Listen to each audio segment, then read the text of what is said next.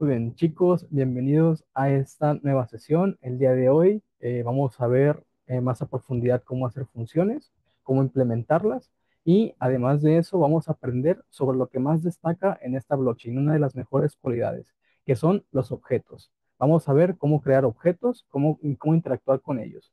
El día de hoy vamos a dar inicio a un nuevo proyecto, el cual vamos a continuar el día de mañana. Y esto para darles un ejemplo de cómo ustedes pueden crear un proyecto. Por ahí comentaban el día de ayer de cómo se pueden utilizar bases de datos y créanme que es el ejemplo más común aquí en blockchain, principalmente por esa lógica que se tiene y cómo utiliza también los objetos. Es muy común utilizarlo como base de datos y más por esas propiedades que tiene esta blockchain de SUI que abarata ciertos costos y también las velocidades en las cuales se hacen las transacciones. Yo he estado experimentando un poco respecto al uso de la blockchain en el frontend y créanme que al menos para la lectura de datos es muy rápida. La parte de la lectura es muy rápida. La parte de modificación de bloques es un poquito más compleja porque pide transacciones, perdón, autorizar las transacciones. Aquellos que habrán hecho su MBR ya sabrán a lo que me refiero, pero fuera de eso, esta blockchain es muy rápida y aparte es que es muy económica. Entonces, para esto es que vamos a empezar a aprender sobre objetos y funciones el día de hoy. Voy a compartirles pantalla.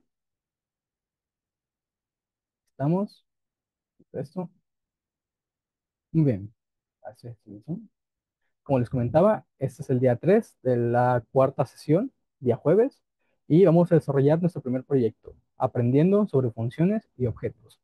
Ya con el conocimiento que tenemos de las anteriores sesiones, ya conocemos cómo son los controles de flujo, cómo se utilizan, cómo se implementan, para qué me sirven, aprendimos sobre diferentes tipos de variables, y el día de hoy vamos a empezar a acumular todo ese conocimiento y visualizarlo ya en un producto, que va a ser una base de datos. Aparte de que la vamos a complementar con lo que vamos a aprender hoy, que es sobre objetos y cómo complementar todo lo que hemos estado viendo. Muy bien, los objetivos del día ya se los adelantaba, aprender a crear funciones, aprender a crear objetos y structs y empezar a desarrollar un proyecto básico. Les digo, esta sesión va a estar dividida en dos, ya que va a ser parte de hoy y parte el día de mañana, también para que no se les haga pesado y poco a poco puedan repasar los temas vistos el día de hoy y si tienen dudas, los de los días previos. Muy bien, entonces vamos a empezar. Me voy a mi repositorio.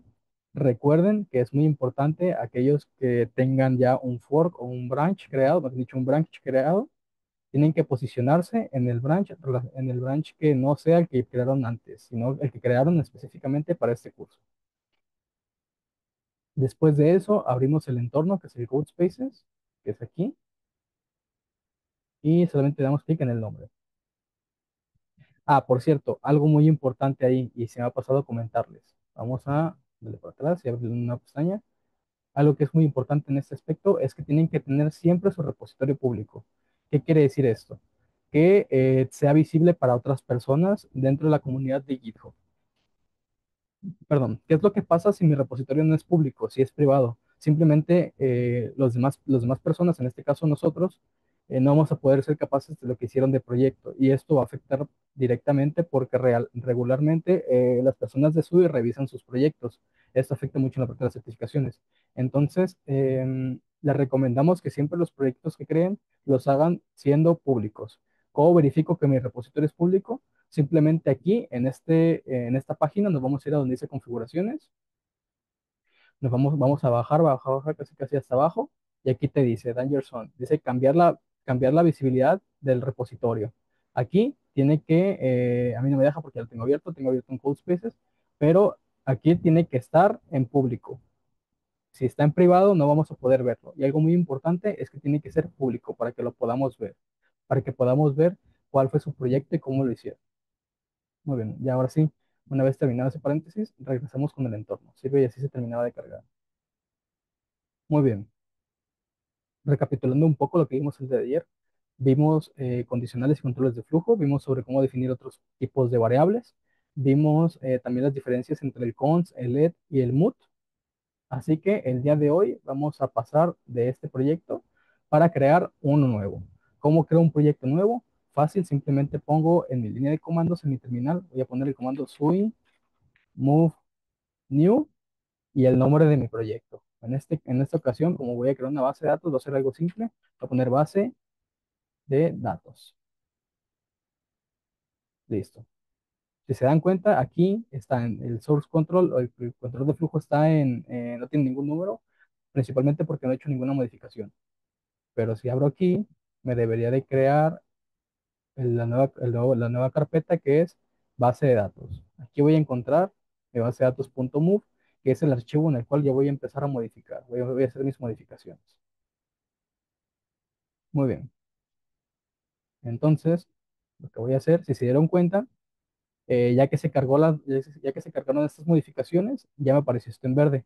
Quiere decir que ya el source control o el control de mi flujo de trabajo ya encontró estas modificaciones. Entonces, recuerden que antes, o más bien dicho, recuerden que antes de cerrar esta sesión, siempre tienen que hacer los commits para que su repositorio esté actualizado. De lo contrario, los cambios solamente van a estar en el code spaces, no se van a ver reflejados en el repositorio. Muy importante tener eso siempre actualizado. Muy bien, entonces continuamos aquí. Ya estoy en mi archivo .move. Lo primero que voy a hacer va a ser crear un módulo. Para eso voy a utilizar la palabra reservada module. Recuerden que a continuación el nombre del paquete debe de coincidir con el que está en el manifiesto. El manifiesto es este archivo move.tml y tiene que coincidir con el que está aquí, base de datos. Entonces lo voy a, para estar 100% seguro, voy a poner aquí, base de datos, dos puntos, y aquí le voy a poner, pues igual, le puedo poner igual, no pasa nada, o le puedo cambiar el nombre, base de datos, en español, está, listo. Y con esto ya creo mi primer módulo. Muy bien. Ahora bien, ¿cómo creo un objeto? Realmente hay dos tipos de objetos que podemos crear en Move. Bueno, en realidad hay muchos, casi todo es un objeto, pero relacionados a lo que nosotros vamos a empezar a utilizar y vamos a hacer más énfasis, principalmente son dos, que son los structs, que es un struct, y es un enum, un enumerador, los enums. Hola, Daniela, bienvenida. No, no hay problema, lo importante es que estás aquí. Es el struct y es el enum. Principalmente los dos me sirven para algo muy similar. Los dos me sirven para poder almacenar diferentes tipos de variables en una estructura organizada. A esta estructura se le va a llamar objeto. Sin embargo, la principal matiz o la principal diferencia entre el struct y el struct es que todos los elementos que almacenen ahí son como un blueprint, son como ¿cuál es el blueprint en español? Es como un esquema. Y ese esquema se tiene que respetar. Entonces, siempre que cree un struct, quiere decir que ese objeto siempre tiene que tener un contenido definido mediante la definición de ese struct. Mientras que el enum es algo muy similar. También me sirve para almacenar variables. Sin embargo, no es obligatorio. Yo puedo poner o uno u otro. O sea, que el valor o que el valor o la propiedad del objeto sea o una u otra. En el caso del struct tiene que ser una y otra. En el enum no, o una u otra. Entonces, eso a mí me da mucha ventaja para poder a mí manejar los tipos de variables que estoy utilizando. Por ejemplo, en el dado caso que yo quiera manejar, y esto es muy simple, quiera manejar algún tipo de libro contable, que quiera utilizar pesos mexicanos, quiera utilizar dólares, puedo tener aquí un enum que almacene una moneda, y esa moneda puede ser de diferentes tipos, o puede ser pesos, o puede ser euros, o puede ser dólares. Otro ejemplo muy similar que hemos hecho, por si gustan verlo, se los comparto. Aquí mismo en el branch de master tenemos un ejemplo de una veterinaria. Y en esta veterinaria se almacenan mascotas, pero la mascota se almacena como un objeto que puede ser de diferentes tipos. Puede ser de tipo perro o de tipo gato. En este caso puedo tener muchos más, los que yo quiera implementar. Entonces, para eso me sirve a mí el enum y el struct. Un enum me permite almacenar o uno o diferentes tipos de objetos. El struct no, el struct tiene que ser varios y esa estructura se tiene que respetar. En el enum no, o es uno o es otro. El valor puede cambiarse. No sé si quedó claro en ese aspecto. Eventualmente vamos a empezar a implementarlo un poco más para que vean cómo se define, que en sí es lo mismo. El struct y el enum solamente se cambia un poco la sintaxis, pero en sí es muy similar. Entonces vamos a empezar con el struct. Siempre que vayamos a empezar a escribir un struct, tenemos que empezar con el public. ¿Para qué? para que quede claro que va a ser accesible este struct, este objeto. Entonces, public struct, le vamos a poner un nombre, por ejemplo, base, ya estoy harto de esta base de datos, así, pero no tengo tanta imaginación, así que disculparán de mis nombres de variables, o le voy a poner información mejor, para variarle un poco, porque si no se puede llegar a ser un poco repetitivo. Información. Ahora bien, lo que continúa es otro término que es único de los objetos, que son las habilidades. Existen cuatro tipos de habilidades, que es la key, es la store, el copy y drop. ¿Para qué me sirve cada una de ellas? La key me va a servir para otorgarle un objeto, un ID, un identificador a este objeto que sea único dentro de toda la blockchain. Perdón, es como si le diera básicamente, pues sí, tal cual, es un identificador único que es todo dentro de la blockchain. No es tanto dentro del código, es más general dentro de la blockchain. El store simplemente es una habilidad que le otorga al objeto el poder ser almacenado dentro de la blockchain, que sea resiliente, que si yo actualizo mi código no se vaya a caer. El copy, el poder crear otro objeto en base a mi objeto que estoy creando. Esto es muy útil en dado caso de que yo quiera replicar la información de un objeto para utilizarla en otra, como si estuviera haciendo un tipo de herencia, pero de los valores de las variables. Y por último, el drop. El drop es una habilidad que me permite a mí poder reemplazar o eliminar ciertos valores de mi objeto. Entonces, para eso me sirven cada uno de ellos. Sin embargo, aquí hay una pequeña matiz y es que la habilidad key no se lleva con la habilidad drop. Entonces, siempre que tenga una habilidad key, no debe de haber una habilidad drop de fondo. ¿Por qué? Porque algunos tipos de variables no se llevan entre sí y eso ocasiona un error. Ahorita vamos a ver qué tipos de variables específicamente. Entonces, son de esos cuatro habilidades. Cada una me sirve para lograr cosas diferentes y de seguro se estarán preguntando cuándo debo de poner una habilidad y cuándo no debo de ponerla.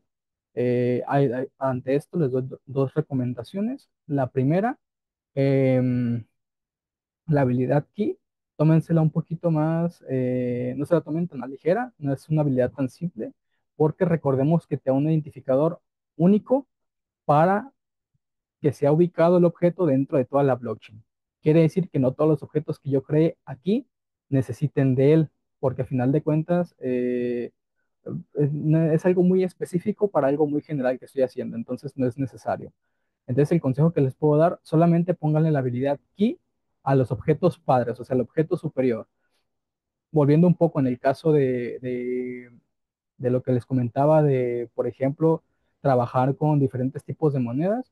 No le voy a poner una habilidad key a una moneda, no le voy a poner, si yo tengo un struct que sea pesos y que tenga un parámetro que se llame valor del peso, no le voy a poner la habilidad de key, no es necesaria. A lo que sí le tendré que poner la habilidad de key es al objeto padre, o sea, el objeto al cual pertenece ese objeto, válgame la redundancia, que sería el banco. Yo debería tener ahí un struct que se llame banco, el cual ahí almacene mis monedas, mis objetos que pueden ser tipo peso o moneda más bien, y a ese objeto que es el banco, ahí sí debería de poner mi key. No, no en los objetos hijo, más bien en los objetos padre, en los objetos superiores, el objeto que está en el mayor nivel. En el caso de las mascotas, si yo tengo un refugio o si yo tengo una veterinaria, los objetos que yo estoy utilizando para almacenar ahí, que sería, por ejemplo, los clientes o las mascotas, no deben de llevar esta propiedad de key. En este caso, debería de llevarlo el objeto padre, que debería ser el negocio de la veterinaria o el negocio del refugio. Espero y quede claro ese punto, porque es muy importante. No es necesario que cada objeto que vayamos creando tenga key, simplemente el objeto superior, el que almacena todos los demás objetos. Muy bien. Después de esto, el store, tanto store y copy, eso sí lo pueden tener. Regularmente los que más van a usar los objetos hijos es store, copy y drop, y esos tres sí pueden coexistir sin ningún problema. Entonces, si en algún momento tienen dudas, lo pueden poner los tres, no pasa nada, o pueden ir poniendo solamente uno y créanme que la misma interfaz, la misma terminal les va a decir, oye, yo esperaba que este objeto tuviera esta habilidad. Esa es una de las recomendaciones. La otra, regularmente las habilidades dependen del tipo de variable que tiene mi struct. Por ejemplo, si yo guardo variables numéricas, las variables numéricas por naturaleza tienen o store o copy, o creo que el drop también. Creo que nada más copy o drop, no recuerdo.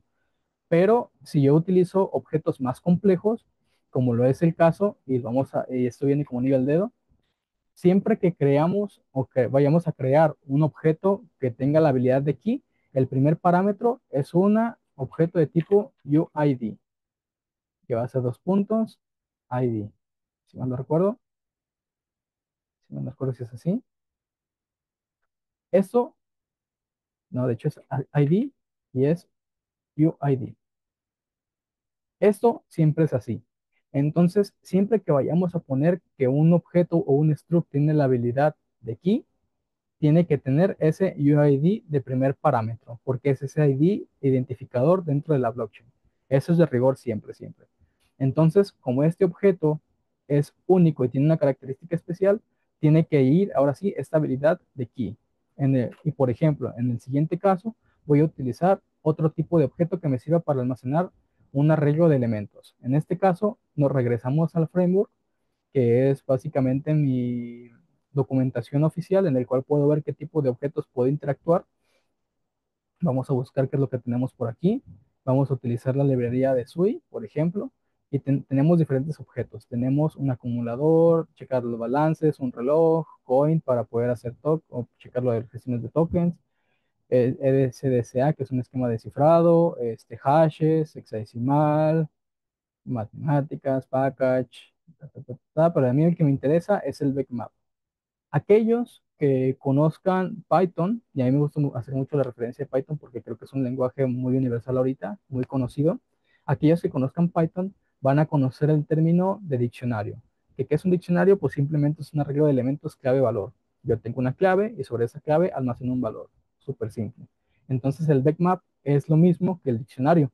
También me sirve para almacenar elementos clave-valor, como en un tipo array. La única diferencia es que están indexados mediante un tipo de variable que puede ser numérica o string. Y mediante ese identificador es que tengo acceso a esa información, a ese valor. Entonces, en este caso, vamos a utilizar los backmaps para almacenar la información de mi base de datos. Entonces, para eso, primero ocupo importarlo.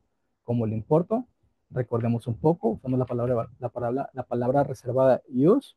En este caso, es la librería de SUI, dos puntos, dos puntos. El paquete se llama backmap, dos puntos, dos puntos, y el objeto que voy a utilizar va a ser, por ejemplo, no, creo que no, no voy a utilizar ningún objeto, creo que sí está bien, vamos a ponerlo así, backmap, ay, perdón, backmap, ¿qué es el objeto backmap?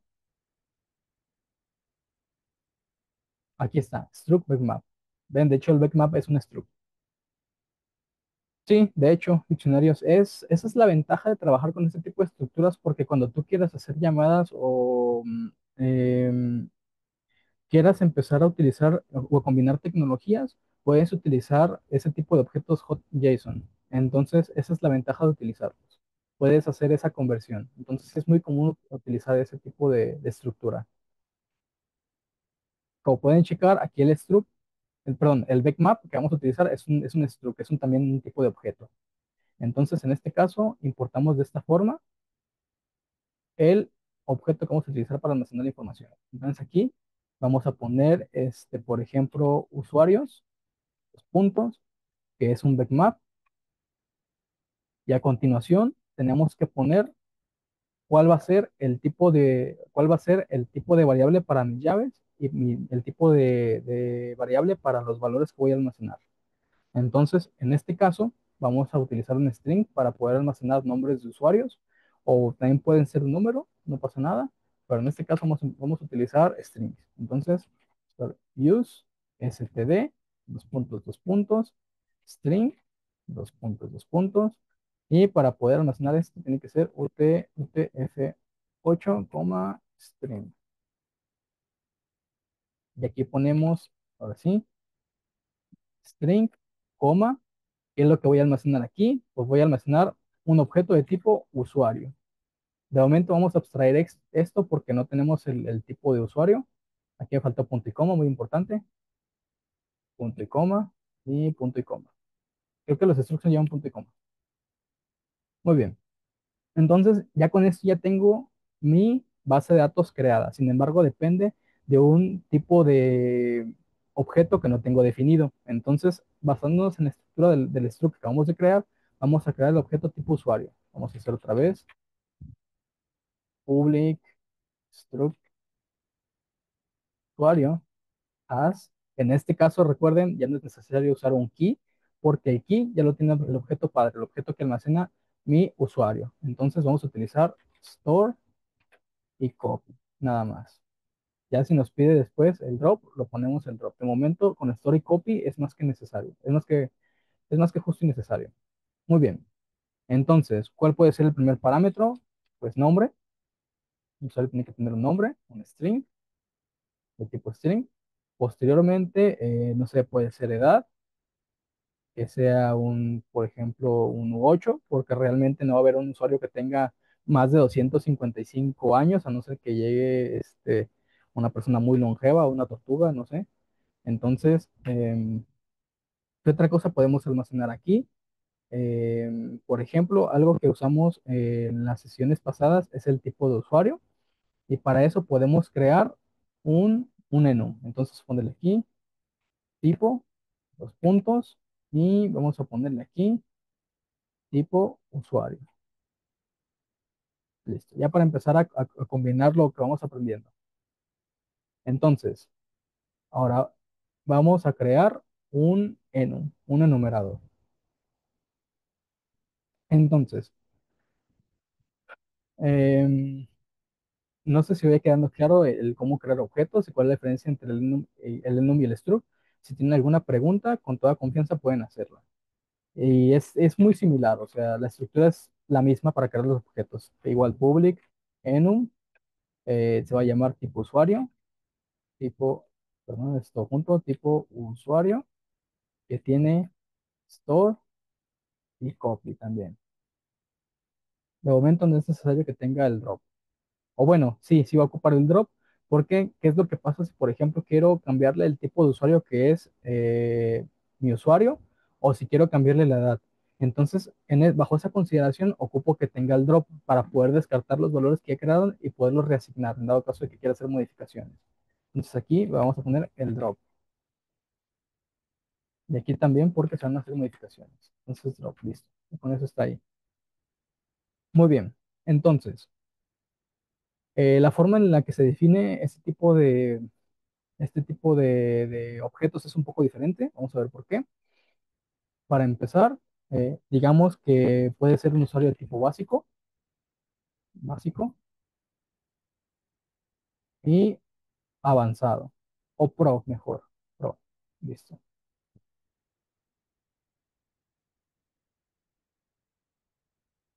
Perdón, vamos a poner aquí básico y aquí también otra vez básico, básico. Aquí sería pro. Y ahora falta definir este tipo de objetos. Entonces, por ejemplo, vamos a ponerle public struct, puede ser un struct que se va a llamar básico, as solamente store, y le vamos a poner aquí un mensaje, por ejemplo, vamos a poner mensaje, puntos, string, que tenga un string. Y el otro va a ser exactamente igual. Nada más que en vez de ser básico, va a ser pro. De esta manera ya creamos ahora sí toda la información en nuestra base de datos. Ustedes pueden empezar a expandirlo lo más que quieran. Pueden ver acá que hay diferentes tipos de objetos. Yo utilicé el vecmap, pero así como existe el vecmap, también existe el vector, que básicamente es una lista, un array, por así decirlo. Para eso está aquí. No ocupan importarle el array, simplemente para utilizarlo, utilizan la palabra reservada vector y listo. Eso es todo lo que tienen que hacer. Entonces, ustedes pueden jugar un poco más con esto, pueden crear más tipos pueden agregarle los tipos o la cantidad de variables que ustedes quieran a sus structs sin ningún problema. En este caso lo voy a mantener simple para que se entienda un poco todo lo que se está haciendo y aparte para que no nos coma el tiempo. Muy bien. Entonces, y ahora sí ya tengo creados todos mis objetos. Ya están, ya cuentan con habilidades, los cuales son correspondientes a la función que utilizan. Pero ahora lo que sigue y es muy importante es cómo puedo crear funciones, cómo puedo empezar a crear esas funciones con las cuales voy a interactuar con mi código. Para eso vamos a utilizar la palabra reservada a public fun. Podemos crear funciones públicas o privadas. En este caso yo les recomiendo que si una función a ustedes les interesa que sea accesible o sea llamable desde el exterior, no solamente dentro de mi código, siempre pongan público, o la palabra reservada public más bien. Las palabras, perdón, las funciones privadas están diseñadas principalmente para que sean accesibles dentro del mismo código. Por ejemplo, si yo quiero checar alguna constante o yo quiero hacer una operación que solamente sea mía, que no sea accesible por fuera porque es algo privado, algo que no me interesa por cuestiones de seguridad que otras personas conozcan, entonces puedo desarrollar una función privada para solamente yo dentro de mi código o que el mismo código la llame y que no sea accesible por nadie más. Eso garantiza mucho la seguridad. Entonces, en este caso, vamos a crear por funciones públicas porque me interesa que el usuario pueda interactuar con estas funciones.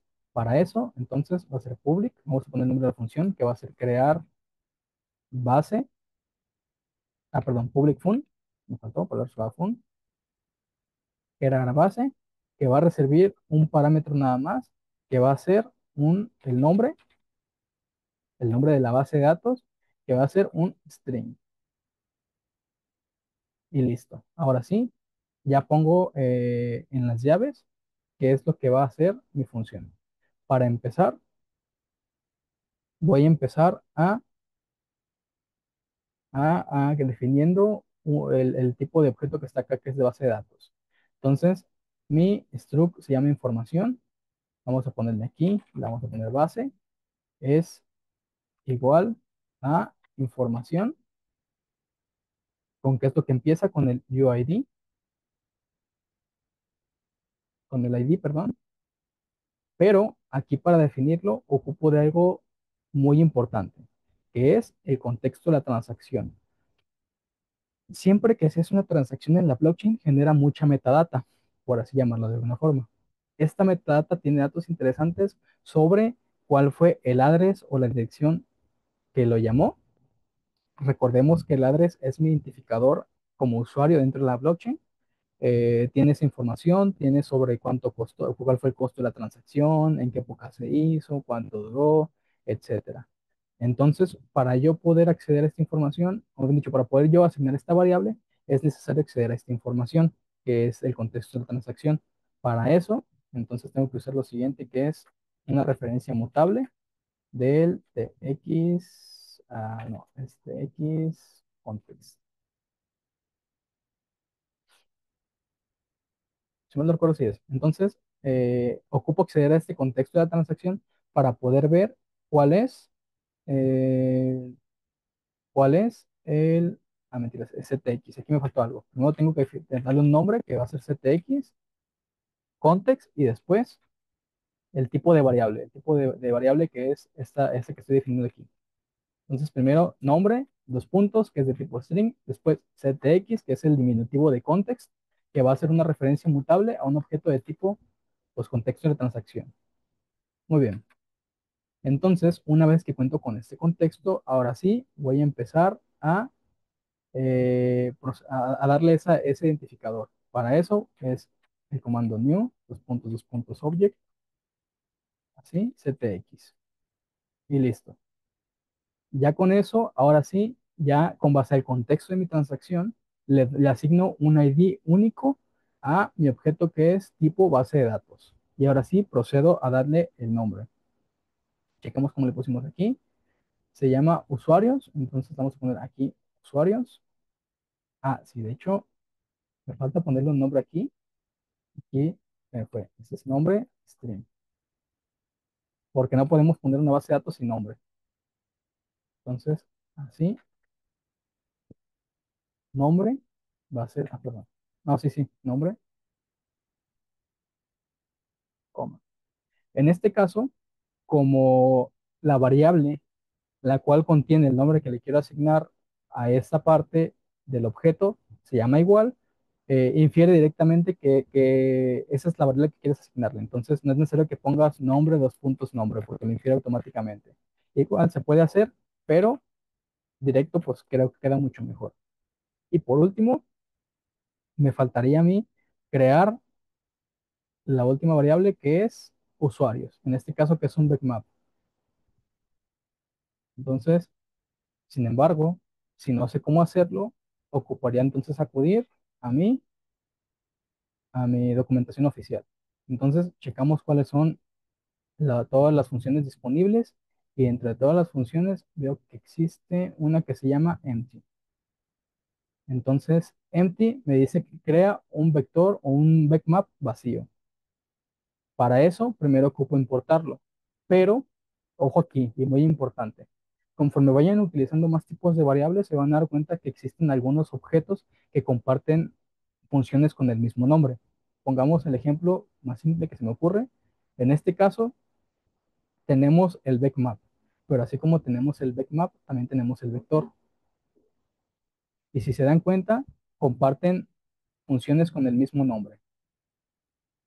Este tiene el empty, este también tiene el empty, también tiene, si no recuerdo, tiene length, no, tiene el remove, insert, aquí tiene el insert, tiene el remove, entonces tienen algunas funciones de nombre similar.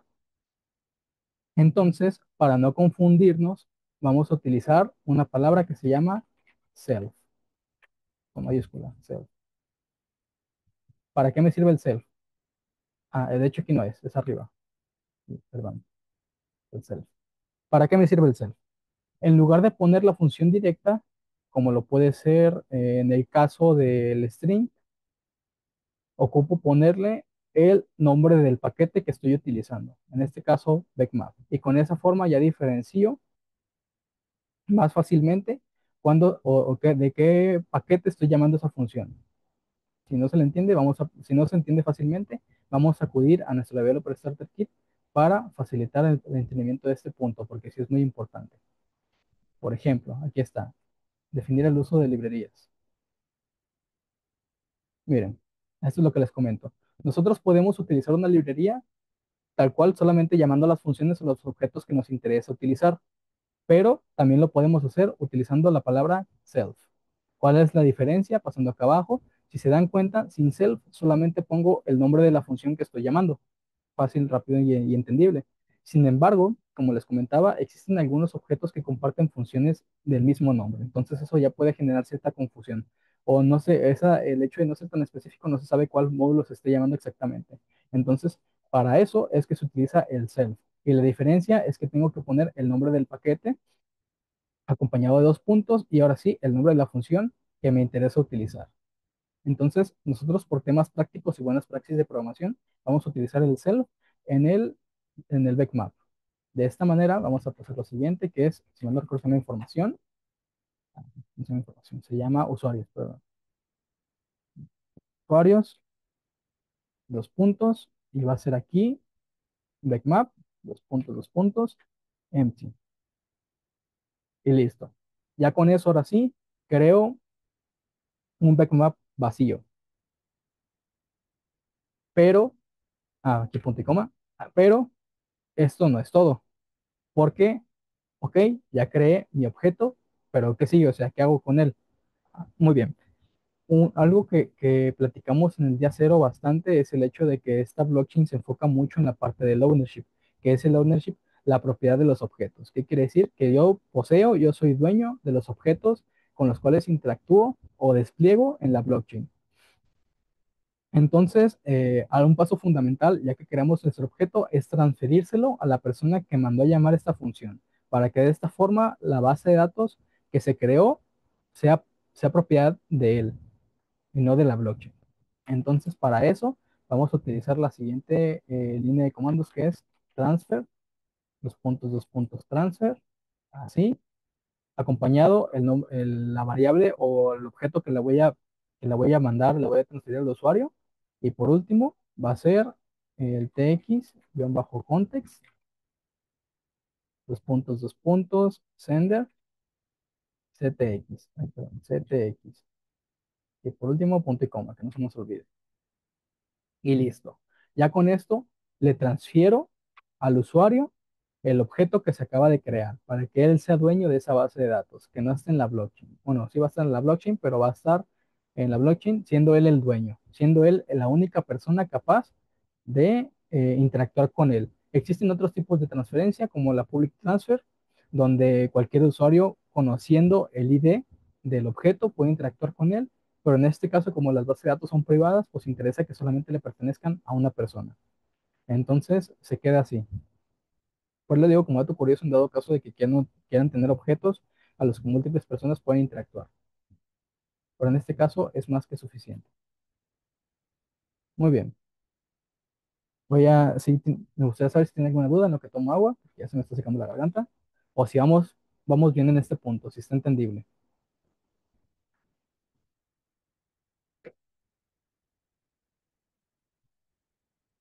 Muy bien. Parece que está entendible. Muy bien, Omar. Gracias ahí por comentar. Muy bien. Entonces, vamos al siguiente punto. Ahora, bien, ya creamos nuestra base de datos, pero ¿cómo podemos empezar a interactuar con ella? ¿Cómo podemos empezar a agregar la información? Me da toque esto, vamos a meter aquí. Muy bien. Entonces, ¿cómo se puede empezar a interactuar con esto? Vamos a crear otra función, public func, por ejemplo, crear usuario,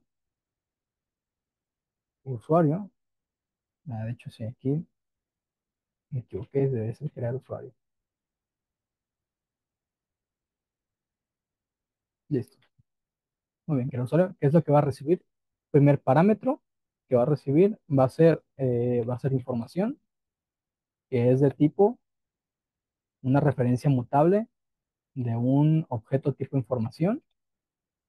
Va a recibir, por ejemplo, qué tipo de variables recibe el usuario. Recibe string, no, pero mentiras, mentiras, va a ser nombre, edad y tipo. Entonces va a ser nombre, que va a ser otro string, y edad, que va a ser un U8. Por último, tipo, que puede ser, pongámosle un U8 para que lo decida automáticamente ahí. Puede ser, no, vamos a dejarlo así. Vamos a ponerlo, sí, un U8, que sea un 0,1, ¿no? Más fácil. Muy bien. Ahora ocupamos aquí utilizar algo muy interesante que nos va a ayudar bastante cuando utilicemos este tipo de funciones, que son las validaciones. ¿Qué son las validaciones? En este caso, lo vamos a definir con ayuda de nuestro queridísimo Starter Kit. Está por acá los haces, porque siempre uno se puede confundir. Trabaja como un if, pero la lógica es inversa en ese aspecto. Vamos a checar acá. Este es el láser. Muy bien. ¿Qué es el láser? El láser es una herramienta que se utiliza para verificar que ciertas condiciones se cumplan durante la ejecución del programa. Si la condición evaluada es falsa, el programa se detiene y lanza un error. Esto es útil para asegurarse que tu código se comporta como esperas y poder detectar problemas en etapas tempranas. En este caso lo vamos a utilizar para poder validar que el usuario no existe. ¿Por qué? Porque si estoy agregando un usuario, me interesa que el nombre de ese usuario esté disponible, ¿no? ¿Qué es lo que pasa si no va a estar disponible, si ya está utilizada? En el peor de los casos, lo que va a pasar es que va a reescribir la información del usuario eh, en lugar de crear una nueva. Entonces, eso es para nosotros es contraproducente y para el usuario es peor porque su información se va a ver eliminada. Entonces, para eso, vamos a hacer lo siguiente, que es el asset. Como les comentaba, está acá, pueden checar, asset, así, y la variable la condición que necesito que se evalúe para ver si es cierta o falsa. En este caso nos vamos a apoyar otra vez con las funciones de nuestro paquete Backmap, y en este caso existe una que se llama contains. ¿Qué es lo que hace? Recibe un verdadero si el objeto contiene una llave que nosotros vamos a especificar, o es falso en otro caso. Entonces, bajo esta lógica, lo vamos a poner aquí. Va a ser información.contains y el nombre. Referencia aquí. Muy importante la referencia. Realmente las referencias se van a utilizar o siempre van cuando hay una función, cuando se utiliza una función. Entonces, en este caso, estoy llamando el objeto información, que es de tipo información, aplicando el método contains para saber si contiene el nombre que le estoy pasando. Sin embargo, aquí, y les hago una pregunta a ustedes para que no se me duerman, esta lógica es correcta, recordando un poco lo que dice por acá, que dice que contains regresa un verdadero si contiene un elemento para una llave guardada. ¿Esto es correcto? Me va a saltar el código de error de tal manera que va a evitar que se reescriban, se reescriba esa información. Les pregunto, ¿eh? Me gustaría que me dijeran eso para saber si quedó clara la sesión de ayer. Esto tiene que ver mucho con el control de flujo. Veamos el láser como un if. Si el if es true, quiere decir que sí contiene un elemento para la llave que le proporcionamos. Pero en dado caso, en este caso, si es true, en este caso, si fue un true, quiere decir que pasa, sin ningún problema el programa. Digan, ¿esta lógica es correcta o no? Los leo. Me gustaría saber, me gustaría que estén ahí, que participen un poco.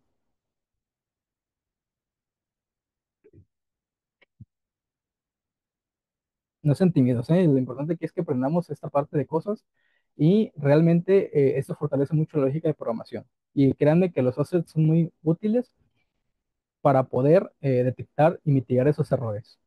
Por ahí dice que sí tiene lógica. Veamos, analicémoslo ahora sí paso a paso. Dice Omar que no tiene lógica. Uy, ya encontramos ahí dos opiniones diferentes. Falta algo, dice Ronald. Sí, sí, sí, falta algo, pero ahorita centrémonos en esta lógica. Esta lógica es correcta, me va a saltar el error si, así como está, por ahí dice Ingrid que está incompleto. Ok, miren, analicemos este caso paso a paso, porque es muy importante. Es muy importante porque el hecho de entender los assets quiere decir que entendemos cómo funcionan las operaciones booleanas y las condicionales, el control de flujo. Entonces, regresémonos un poco a lo que hace el asset. El asset, si una condición, la condición que yo estoy evaluando es falsa, quiere decir que me va a saltar que existe un error. Si es falso aquí, si aquí dentro me hacen un falso, quiere decir que me va a saltar un error. El láser me va a decir que algo está mal. En cambio, si aquí adentro del láser tengo un true, va a hacer que el programa continúe con normalidad. Entonces, reiterando un poco aquí, aquí, si la condición es falsa, lo que va a hacer, me va a marcar un error. Si es true, me va a hacer que el código continúe. Ahora analicemos un poco este caso, este que está aquí.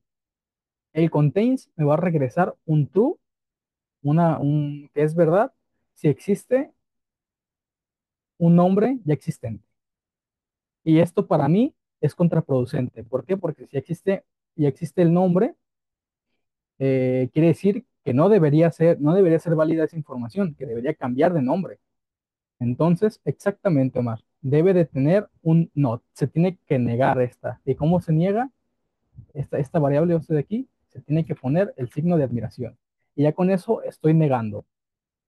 Para aquellos que no sepan qué es la operación de negación, simplemente si yo tengo un true, si yo lo niego, esto va a ser igual a tener un false. Es lo mismo. Entonces lo único que estoy haciendo aquí es negar ese true. ¿Para qué? Para que ese true a mí me afecta. Si yo lo dejo así, sin la negación, quiere decir que va a avanzar y va a reescribir el valor que ya está existente. Y eso a mí no me interesa, eso a mí me perjudica. Entonces lo que yo quiero es que sea Cuando hay un true, se interprete como false, para que me marque ahora sí el error. Muy bien ahí, Omar. Muchas gracias por tu participación. Muy bien. Entonces, por ahí algunos se adelantaban y decían que está incompleto. Sí, está incompleto porque falta poner aquí el código de error. ¿Cómo defino los códigos de errores? Regularmente se ponen entre el struct, después de definir mis objetos y antes de definir mis funciones. Entonces aquí vamos a utilizar la etiqueta error. El error siempre es una constante que va a ser, las constantes recuerden que siempre van escritas todas con mayúsculas, va a ser error, guión bajo, nombre, guión bajo, usuario, ya existe. O bueno, sería nombre, algo más corto, nombre existe, algo abstracto también. Y aquí, muy importante, existen dos formas de almacenar variables de texto.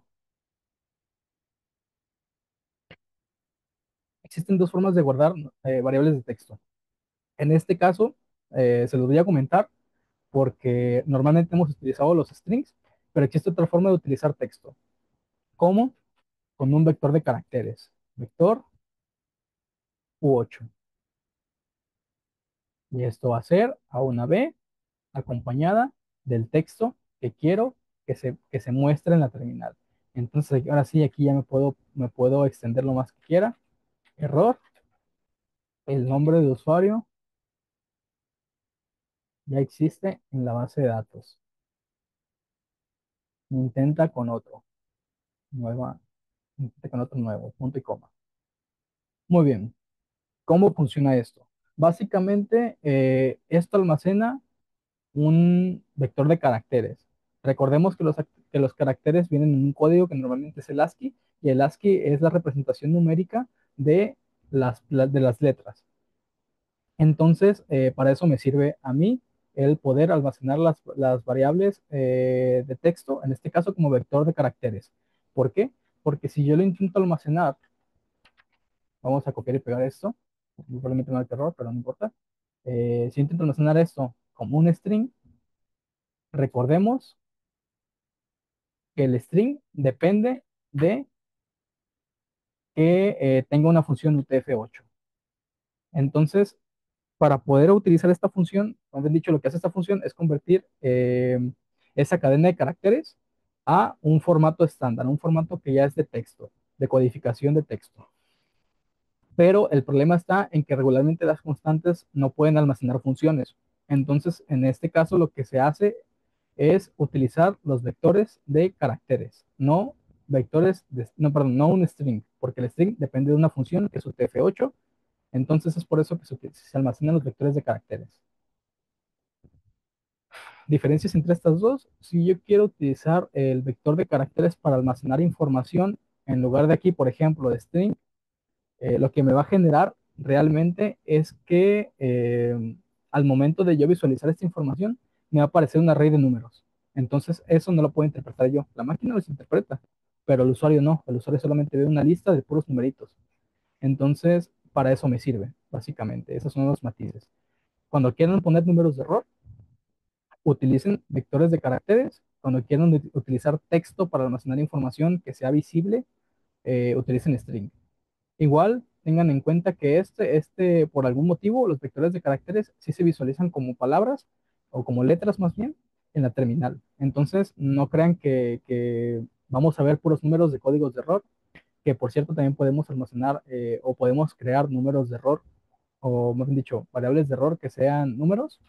En este caso, podemos tener, por ejemplo, que de hecho la vamos a utilizar después, error, usuario no existe. Podemos utilizar aquí también un U8, por ejemplo, para almacenar, no, un U8 no, sería un U16. Un U16, y en vez de almacenar una variable de texto, almacenar un número, el clásico 404. No sé quiénes les suene eso, ya no lo he visto tanto que se lo mencionan, pero antes era muy común, hasta memes hacían de esto. Pero el 404 es un error muy, muy conocido, de que algo no existe o cuando algo no se encuentra. Entonces, pueden utilizar los dos. Pueden utilizar variables de error numéricas o de texto. En este caso, nosotros vamos a utilizar una de texto porque me gusta más, son más descriptivas y la vamos a poner aquí. Listo. Punto y coma. Y ahora sí, ya creo esta etapa de validación.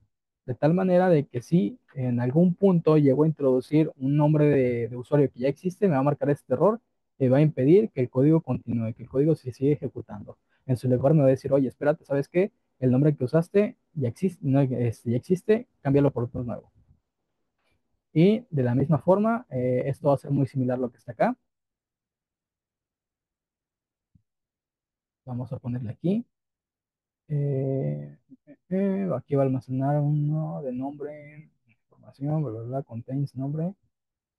Si mal no recuerdo, se llama usuario, exactamente. Vamos a ponerle usuario, es igual a usuario, abro llaves. El primer parámetro que tengo que poner es el nombre, que lo puedo escribir tal cual, nombre, coma. Después, edad, que este también se puede obviar. Y por último, el tipo de usuario. Muy bien. Ahora, si recuerdan, el tipo de usuario es un struct. Y para esto, ya me acabo de acordar algo, lo acabo de ver, ya para terminar la sesión, tenemos un asistente. El asistente se llama Wenia. Entonces, con Wenia podemos utilizarla para resolver nuestras dudas de código. Por ejemplo, vamos a ver que también funciona esta parte. Igual, ustedes la pueden probar para solucionar sus dudas o simplemente ayudarlas con la parte del código. Realmente es una herramienta que nosotros hemos perfeccionado o refinado con base a los proyectos de bootcamps pasados y toda la documentación oficial por parte del equipo de Mr. Labs de la blockchain de SUE. Entonces, en ese aspecto es una IA que está más que preparada para poder solucionar sus dudas relacionadas al desarrollo en el lenguaje Move. Entonces, por ejemplo, vamos a agarrar esta función que está aquí y le vamos a pedir que le defina el tipo de usuario. ¿Por qué se lo pido? Porque realmente es una parte, no es tan simple como solamente ponerlo aquí, sino que es algo un poco más complejo. Entonces, para poder hacerlo, le voy a pasar primeramente un contexto en texto. Le voy a decir, es de mi interés crear un usuario, una variable más bien, es un objeto de nombre usuario que es de tipo, válgame la redundancia, usuario. Ajá, tipo usuario, de tipo usuario, como lo tengo a continuación.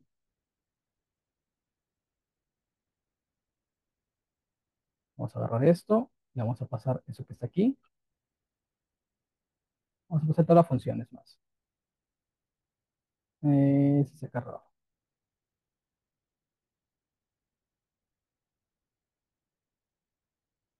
Ah, perdón, es acá.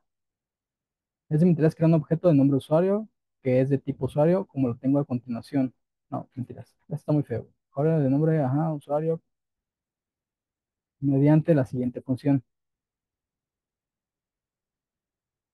Hacerlo así, pegamos y le vamos a decir, ¿podrías ayudarme a completar el último parámetro del objeto usuario? Le voy a poner entre paréntesis cuál es, que es tipo usuario.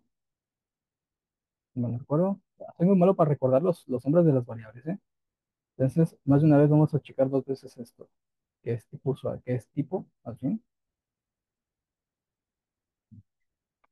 tipo,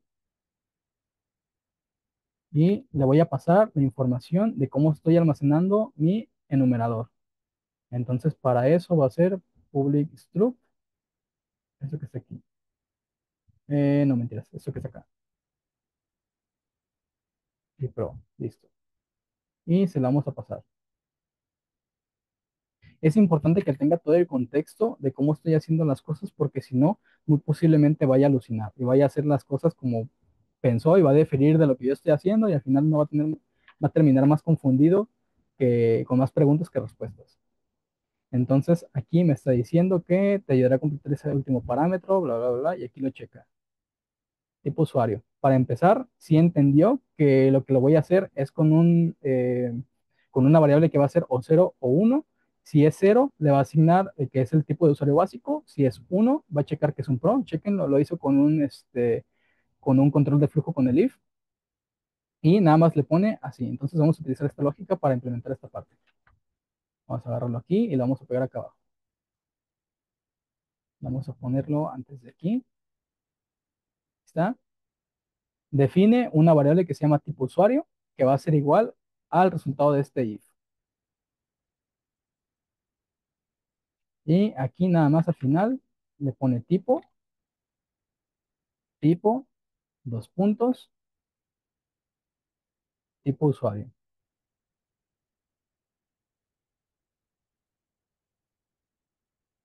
Muy bien. Para finalizar, ahora sí, ya que creé mi usuario, solamente falta agregarlo a mi, eh, a mi backmap. Para eso va a ser información punto insert, si mal no recuerdo. Vamos a checar otra vez la documentación oficial. Ujú. Dice que introduzca la key y la llave. Entonces vamos a poner así. Insert, que en este caso va a ser el nombre. Ujú. El nombre creo que se repite, entonces vamos a ponerlo aquí. Va a ser el nombre, coma, usuario. Y listo. Ya con eso, ahora sí, incorporo en mi base de datos la información del usuario.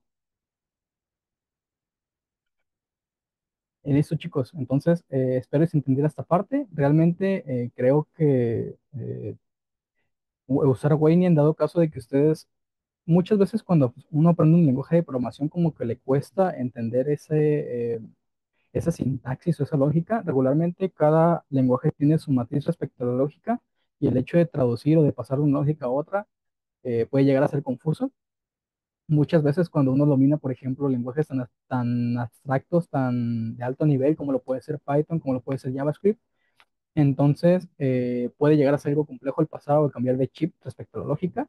Sin embargo, si en algún punto tienen dudas o dudan de cómo hacer las cosas, crean que pueden usar a Waynia. O sea, Waynia es una herramienta que está diseñada principalmente para eso, para apoyarles a ustedes a hacer sus proyectos. Si tienen alguna duda respecto al código, alguna duda respecto a la teoría, pueden acercarse a preguntarle. Créanme que regularmente las preguntas, las respuestas que les va a dar son acertadas. Entonces, es una buena herramienta. Y pues nada, chicos, es todo por la sesión de hoy. Espero que les gustara. El día de mañana vamos a continuar refinando este código, implementándole un poco más de funciones para que sea un struct. Básicamente un código que pueda leer, pueda modificar, pueda escribir y pueda borrar datos de mi base de datos. Vamos a hacer el despliegue también en mainnet y la creación del MVR para que vean cuál es el procedimiento que tienen que seguir. Y pues nada, chicos, es todo por la sesión de hoy. Espero que les gustara y nos vemos el día de mañana. Adiós.